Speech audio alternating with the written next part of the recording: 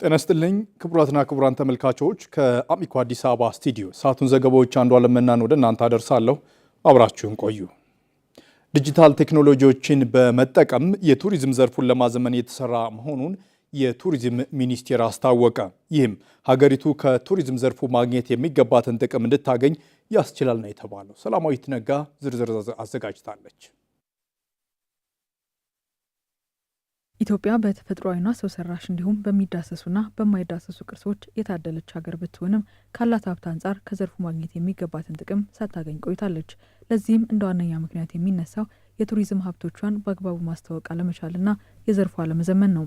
ይህን ክፍተት በመሙላት ከዘመኑ ጋር አብሮ ለመራመድና አገሪቱ ካላት ሀብት ልክ ተጠቃሚ እንድትሆን ዲጂታል ቴክኖሎጂዎችን በስፋት ጥቅም ላይ ለማዋል እየተሰራ መሆኑን የአማራ ክልል ባህል ቱሪዝምና ስፖርት ቢሮ የቱሪዝም ልማት ዳይሬክተር አቶ መልካሙ አዳም ገልጸዋል። ኢንተግሬትድ ቱሪዝም ማኔጅመንት ሲስተም የሚባል በአንድ ላይ ሁሉንም አገልግሎት መስጠት የሚያስችል የቴክኖሎጂ ስርዓት እየዘረጋን እንገኛለን። የክልሉን የመስህብ ሀብቶች በተገቢ ሁኔታ ማስተዋወቅ ነው። በድረገጽ ደረጃ አለው፣ እንደገና በመተግበሪያም አለው፣ በአፕ ደረጃ ማለት ነው። በክልሉ ውስጥ ያሉ ሁሉንም የመስህብ ሀብቶችን ዓለም አቀፍ ደረጃውን ተደራሽ እንዲሆኑ ማድረግ የሚያስችል የዌብ ሲስተም አለው። ዳይሬክተሩ አክለውም ዲጂታል ቴክኖሎጂዎችን በመጠቀም ለጎብኚዎች ምቹ ሁኔታዎችን በመፍጠር በዘርፉ ተወዳዳሪ ለመሆንና የተደራጀ አገልግሎት ለመስጠት እንደሚያስችል አስገንዝበዋል። ኢንተርኔት ቤዝድ ላይ የማጭበርበር ስራዎች ሊከሰቱ ሊያጋጥሙ ይችላሉ።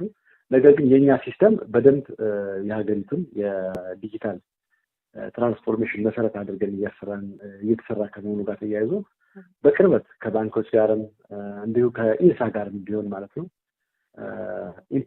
አፕሩቭ እያስደረግን ኦዲት እያስደረግን ነው አሁን እየተሰራ ያለው። ስለዚህ ምንም 100% የኛ የምንሰራው ዋናው ዓላማችንም ይሄ ነው። የምንሰራው የቴክኖሎጂ ስርዓት ቱሪስቶችን እንግልት የማያበቃ እንዳይጭበረበሩ የሚያደርግ የመጡበትን ዓላማ ደግሞ አሳክተው ለመሄድ አጋዥ የሚሆን የቴክኖሎጂ ስርዓት ነው እየገነባን። ዌብሳይቶችን በማበልጸግና ማህበራዊ ሚዲያዎችን በስፋት በመጠቀም በመላው ኢትዮጵያ የሚገኙ የቱሪስት መስህብ ስፍራዎችን የተደራጀ መረጃ ለጎብኚዎች ተደራሽ ለማድረግ በትኩረት የተሰራ መሆኑን የገለጹት ደግሞ በቱሪዝም ሚኒስቴር የሀገር ውስጥ ቱሪዝም ፕሮሞሽን ባለሙያ አቶ ደሳሌ ጫኔ ናቸው። የተለያዩ ዌብሳይቶችን በማበልጸግ የራሳችን ሳይቶችን እየፈጠርን እንገኛለን። እንደዚሁም ደግሞ በማህበራዊ ሚዲያዎችንም ፕላትፎርሞች አሉን። ለምሳሌ እንደ ዋነኛ ተጠቃሽ የምንለው ቪዚት ኢትዮጵያ የሚባል ድረገጽ አለ። እሱ ጋር በርካታ መረጃዎችን ቱሪስቱ የሚያገኝበት ሁኔታ አለ። ክልሎችም የራሳቸውን ቴክኖሎጂ በማበልጸግ ስራዎችን የሚሰሩባቸው ሁኔታዎች አሉ። አዳዲስ መዳረሻዎችን ከማልማት ባለፈ የቱሪዝም ዘርፉ ለኢኮኖሚ ያለውን አስተዋጽኦ ለማሳደግና የኢትዮጵያን ድንቅና እምቅ የቱሪዝም ሀብት ለዓለም ለማስተዋወቅ የተቀናጀ ጥረት እየተደረገ መሆኑን ተጠቁሟል። ቱሪዝም በአሁኑ ሰዓት ከአምስቱ ቀዳሚ ኢኮኖሚ ዘርፎች አንዱ ነው። በመንግስት ከፍተኛ ትኩረት ተሰጥቶት እየተሰራ ያለ ነው። የተለያዩ አዳዲስ መዳረሻዎች እየተፈጠሩ ነው፣ ወደፊትም ይፈጠራሉ። ከዚህ በፊት ብዙውን ጊዜ ኢትዮጵያ ባህላዊና ታሪካዊ ሀብቶቿን ነው ብዙውን ጊዜ እየተጠቀመች ያለችው። ወደ ተፈጥሮ ስንመጣ ብዙም ተፈጥሮ ላይ አልሰራንበትም። ስለዚህ ወደፊት የበለጠ ደግሞ የተፈጥሮ ሀብቶቻችንን የተለያዩ እሴቶች እየጨመርን አንድ እንደ መዳረሻ የምናደርግበትን ሁኔታ እንፈጥራለን። ሌላው ደግሞ አግሬሲቭሊ የማርኬቲንግ ፕሮሞሽን ስራዎችን በስፋት የመስራት እቅድ አለን። ይህ እርምጃ ዘርፉን ከባህላዊ አሰራር ወደ ዘመናዊ መረጃ መር ስርዓት በማሸጋገር የኢትዮጵያን የቱሪዝም ገቢና የጎብኚዎችን ቁጥር በከፍተኛ ሁኔታ ያሳድጋል ተብሎ ይጠበቃል። የተፈጥሮ አፈር ማዳበሪያ የአፈር ንጥረ ነገር በማበልጸግና ለምነቱን በዘላቂነት በመጨመር ረገድ ያለው ፋይዳ የጎላ ነው። በመሆኑም አርሶ አደሮች በስፋት ሊጠቀሙበት እንደሚገባ የደብረ ብርሃን ግብርና ምርምር ማዕከል የአፈር ለምነት ተመራማሪው ሻውል አሰፋ ገልጸዋል። ብርቱካን ማሞ ከተመራማሪው ጋር ቆይታ አድርጋ ተከታዩን ዘገባ አዘጋጅታለች። የተፈጥሮ የአፈር ማዳበሪያ የአፈሩን ለምነት በመጠበቅ ውሃና ንጥረ ነገር የመያዝ አቅሙን በማሳደግ ረገድ ጉልህ ድርሻ እንዳለው ተመራማሪዎች ይጠቁማሉ። እኛም በደብረ ብርሃን ግብርና ምርምር ማዕከል የአፈርና የውሃ ቤተ ሙከራ ውስጥ ነው የምንገኘው። የአፈር ለምነት ተመራማሪ ከሆኑት ሸዋላ አሰፋ ጋር ቆይታ እናደርጋለን። እናመሰግናለን። የአፈሩን ለምነትና ስነ ምህዳር በመጠበቅ ረገድ የተፈጥሮ የአፈር ማዳበሪያ አበርክቶቱ እንዴት እናየዋለን? የተፈጥሮ ማዳበሪያ እንግዲህ ስንመለከት በጣም ብዙ ወደር የሌለው ጠቀሜታ አለው። በመጀመሪያ ደረጃ ስንመለከት የአፈሩን ጤንነት ይጠብቃል። ሁለተኛ የአፈሩን ውሃ እና ማዕድናትን፣ ንጥረ ነገርን፣ አየርን የመያዝ አቅም ያሻሽላል። እንዲሁም በአፈር ውስጥ ያሉ ጠቃሚ የሆኑ ደቂቅ ጽንሰ አካላትን እነሱንም ህይወታቸውን የማስቀጠል እና የመኖር እንትናቸውን የማረጋገጥ ያስችልልናል። ሌላው ትልቁ ነገር ደግሞ ምርትና ምርታማነትን ዘላቂ በሆነ ደረጃ የማሻሻል ድርሻው በጣም ወደር የሌለው ጠቀሜታው ነው።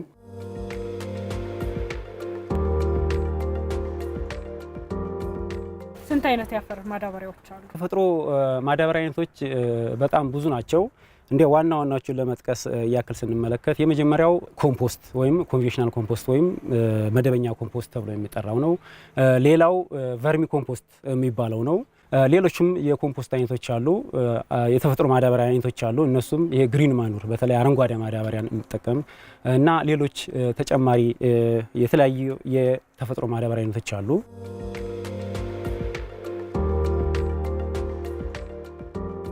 ጥናቶች የሚያሳዩት ምንድን ነው? የትኛው ነው ይበልጥ ለአፈሩ ለምነት ምርታማነት አስተዋጽኦ ያለው የተፈጥሮ ማዳበሪያ ወይስ ሰው ሰራሽ የአፈር ማዳበሪያ? ጥሩ እንግዲህ የሰው ሰራሽ ማዳበሪያ ጊዜያዊ መፍትሄ ነው የሚሰጠው፣ ጊዜያዊ መፍትሄ ነው። የተፈጥሮ ማዳበሪያ ግን ዘለቄታዊ መፍትሄ ነው ያለው። አካባቢ ስነ ምህዳር በመጠበቅ ቅድም እንዳልኩት ማለት ነው፣ ምርትና ምርታማነትን በማሻሻል የተፈጥሮ ማዳበሪያን የሚተካ የለም። የሰው ሰራሽ ማዳበሪያ ጊዜያዊ መፍትሄ ነው የሚሰጠው፣ ግን የአካባቢ ስነ ምህዳር መጠበቅ፣ አፈር ውስጥ ያለውን ጠቃሚ የሆኑ ማይክሮ ኦርጋኒዝሞችን በመጠበቅ እንዲሁም ምርትና ምርት ጥራት ያለው ምግብ በመስጠት አኳያ ስንመለከት ግን የተፈጥሮ ማዳበሪያ ወደር የሌለው ጠቀሜታ ያለው ነው። እናመሰግናለን ለጊዜዎት። እሺ፣ እናመሰግናለን።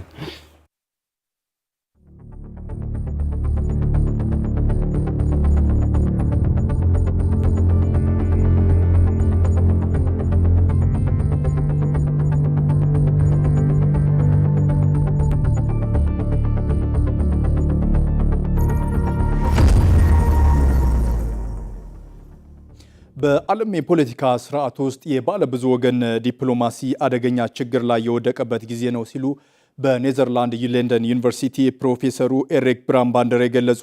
ፕሮፌሰሩ ከአሚኮ ጋር ባደረጉት ቆይታ እንዳሉት ዓለም ከንግግር ፖለቲካ ይልቅ ወታደራዊ መፍትሄን ቢመርጥም የኃይል ሚዛን ፉክክር ሀገራቱን ወደ ድርድር ፖለቲካ ይመራቸዋል ብለው እንደሚያምኑ ገልጸዋል።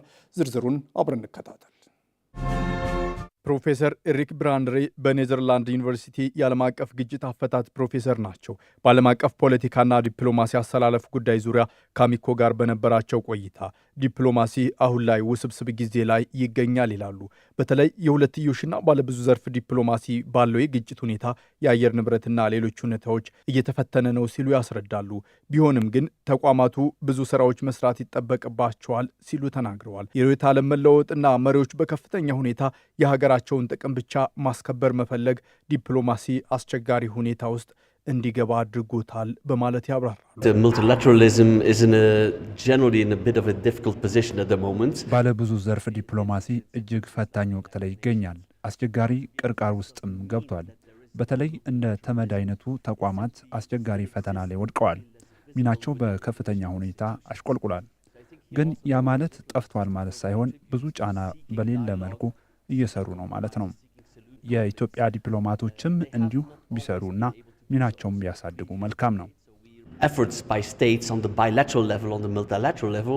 ሌላው ዓለማችንን እየፈተናት ያለው ይላሉ ፕሮፌሰር ኤሪክ የሪያሊዝም ርዕዮተ ዓለም በሰፊው ማቆጥቆጥ ነው። የሩሲያና ዩክሬን ጦርነት ብትመለከት፣ የአሜሪካና ኢራን ግጥሚያ ብታስስ፣ እስራኤል በጋዛ እያደረገች ያለውን መስፋፋት ብታይ፣ በምስራቅ አፍሪካ የሚደረገው የኃይል ብልጫ እሽቅድድም ብትመለከት፣ ይህ ርዕዮተ ዓለም ከብዙ አስርተ ዓመታት በኋላ እንደገና ማገርሸቱ ማሳያ አድርገው ይጠቅሱታል። በዚህ ርዕዮት ሀገራት የራሳቸውን ፍላጎት ብቻ እንጂ ስለሌላው ሀገር ግድ አይሰጣቸውም። ግን ሁሉም ሀገር የዚህ ርዕዮት ውስጥ አለመግባቱ ሌላው የመውጫ አማራጭ አድርገው ይጠቅሱታል። I still hope that not all states adhere to the pure realism. ሁሉም ሀገራት ንጹህ ሪያሊዝም ፍልስፍናን አለመከተላቸው ችግሮችን ለመፍታት እንደ አማራጭ አድርጌዋለሁ እና የሀገራቱ ፍላጎት ወደ ኢኮኖሚ እድገትና ግጭትን ወደ መፍቻ መሳሪያ እንደሚወስዱት ተስፋ አድርጋለሁ እና ሁሌም ግጭት እና ወታደራዊ መፍትሄ የሀገራት ጥቅም ማስከበሪያ መፍትሄ አድርጎ ከመጠቀም መቆጠብ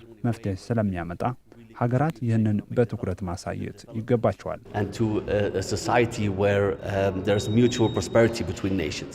ምንም እንኳን ዓለም አቀፍ ሕግ ቢዳከም ባለብዙ ዘርፍ ዲፕሎማሲ አቅም ቢያጣ መፍትሄው ሁሉ ተሟጦ አልቋል ብለው አያምኑም። ፕሮፌሰር ኤሪክ የኃይል ሚዛን ፉክክር ማድረግ ሀገራትን ወደ ድርድር ይወስዳቸዋል ብለው እንደሚያምኑ ያስረዳሉ። Power imbalance between nations. ሀገራት እኩል ናቸው በሚለው አምናለሁ። ሰላማዊ መፍትሄ ለማምጣት ጠቃሚ የሚሆነው Of course of the reality of international politics. ሀገራት ከአካባቢያቸው ውጭ የጦር መሰረተ ልማት መገንባታቸው ዓለም ከመነጋገር ሳይሆን ፍርሃት በመፍጠር ለማሸነፍ የመሞከር እቅዶች መሆናቸውን ፕሮፌሰሩ ያስረግጣሉ። ግን ይህ አጋጣሚ ሀገራት ወደ ወታደራዊ ትብብርና ስልጠና በመውሰድ ፈተናዎችን ወደ እድል መቀየርና መጠቀም አስፈላጊ ነው ሲሉ መክረዋል። ተመልካቾች ለዛሬ ከአሚኮ አዲስ አበባ ስቱዲዮ ያዘጋጀንላችሁ ዘገባዎች እኒ ናቸው። ዘገባዎቹን ደግሞ አንዷለም መናን ከመላ ስቱዲዮ ባለሙያዎች ጋር ወደ እናንተ አደረስኩ።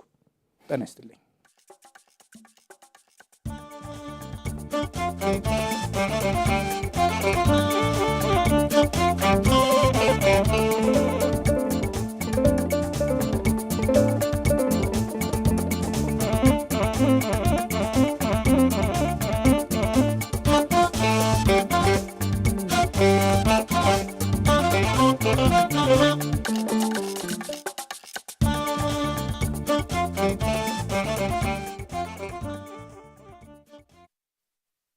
ያመረትኩትን እህል ሸጬ የማገኘው